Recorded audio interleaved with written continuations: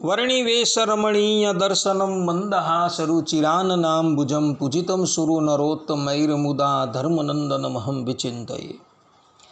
असतो मा षड्गमय तमसो मा ज्योतिर्गमय मृत्युर्मा अमृतं गमय। ओम शांति शांति शांति।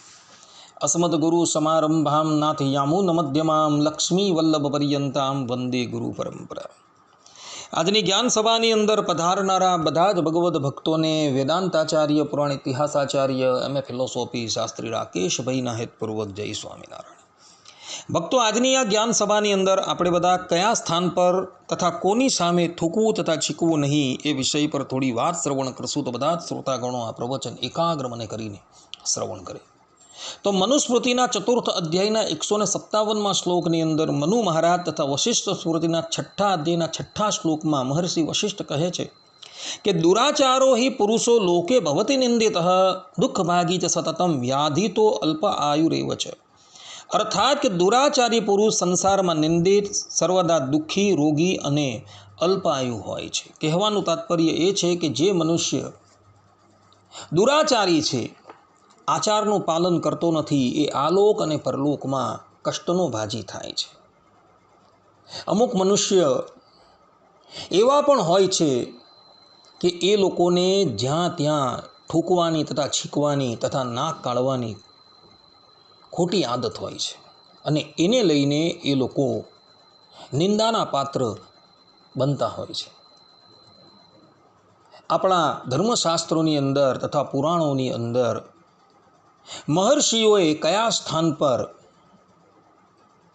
થૂકવું તથા છીકવું ન જોઈએ એનો પણ આચાર બતાવેલો છે। જેમ કે વિષ્ણુ પુરાણ તૃતીય અંશ 12મા અધ્યાયના 29મા શ્લોકની અંદર મહર્ષિ પરાશર કહે છે કે શ્લેષ્મ શિઘ્ઘાણિકો સર્ગો નાન્ન કાલે પ્રશસ્યતે બલિમંગલ જપ્યાદો ન હોમે ન મહાજને। અર્થાત કે ભોજન, દેવપૂજા, માંગલિક કાર્ય અને જપ હોમાદિકના સમયે તથા શ્રેષ્ઠ પુરુષોની સામે થૂકવું અને છીકવું નહીં જોઈએ। અને એ જ વાત ચરક સંહિતા સૂત્ર 8:21માં મહર્ષિ ચરકે પણ કહેલી છે। ત્યાં ચરક ઋષિ કહે છે ન વાયુ અગ્નિ સલિલ સોમાર્ક દ્વિજ ગુરુ પ્રતિમુખમ નિષ્ઠિવિકા ન જનવતી નાન કાલે ન જપ હોમ અધ્યયન બલિમંગલ ક્રિયાસુ શ્લેષ્મ સિંઘાણકમ મુચ્યતે। અર્થાત કે વાયુ, અગ્નિ, જળ, સૂર્ય, ચંદ્રમા, બ્રાહ્મણ વગેરે પૂજ્યની સામે થૂકવું નહીં જોઈએ। જ્યાં લોકો એકઠા હોય, ભોજનનો સમય થયેલો હોય, જપ, હોમ, અધ્યયન અને અન્ય માંગલિક કાર્યો થનારા હોય, ત્યાં તે સમયે મુખથી કે નાકથી કફનો ત્યાગ નહીં કરવો જોઈએ। અહીં ચરક ઋષિએ પણ આટલા સ્થાનો પર ક્યારેય પણ મુખથી તથા નાકથી કફનો ત્યાગ કરવાની મનાઈ કરેલી છે।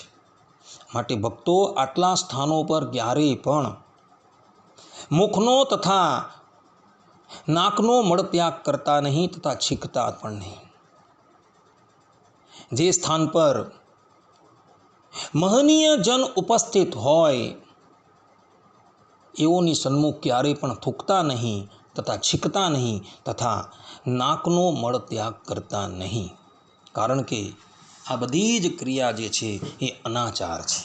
તો આવા અનાચારથી તમે હંમેશા બચતા રહેજો। કારણ કે આવો અનાચાર જે છે એ આલોક અને પરલોકમાં મનુષ્યને કષ્ટનો ભાજી થઈ પડે છે।